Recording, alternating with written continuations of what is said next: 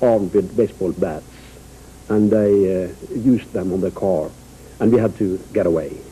There were some demonstrators that didn't let us pass. Then we tried a third time walk-in, but they also didn't let us pass. They had baseball bats, and they were very aggressive, I must say,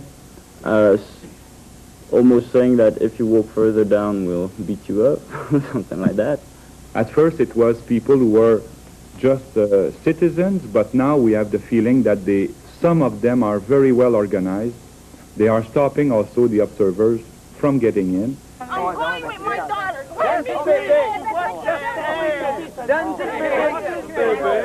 The observers also criticized this sort of action.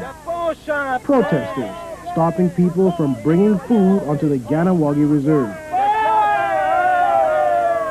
This incident happened in Dorval last week.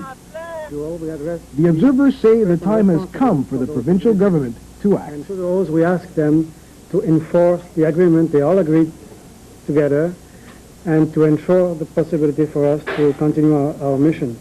The group says they can only get onto the reserves by helicopter, something they find intolerable. The observers say they're neutral in the dispute, that they've taken no sides. But it's clear the events are beginning to affect them. I will say, in generally, that the only persons who have treated me in a civilized way in this matter here in Canada is the Mohawks. The army and the police do nothing. It's very degrading. They say they'll keep trying to do their jobs, and they'll continue to ask for better protection from the authorities, especially the army. Mark Holder, CBC News, Dorval. The Mohawks say the unofficial blockade of their reserve is a violation of the agreement signed by the Quebec and federal governments 2 weeks ago. They say people in Ganawagi are really beginning to suffer now because of a lack of food and supplies.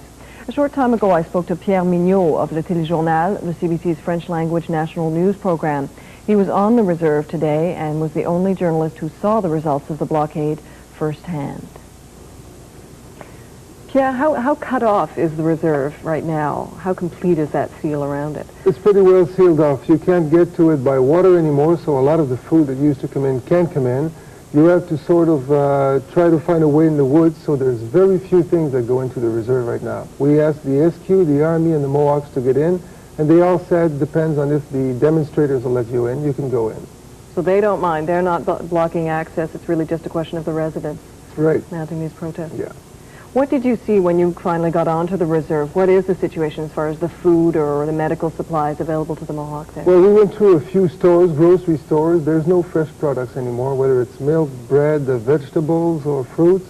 The last time they got milk was Wednesday, so by 2 or 3 days from now, they figure it'll be pretty dry in the reserve, so they're afraid of that.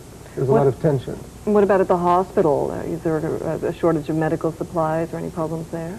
Medical supplies seems to be all right. They have a lot of trouble getting personnel in and out of the reserve. A lot of people who work there, medical staff, comes from Montreal.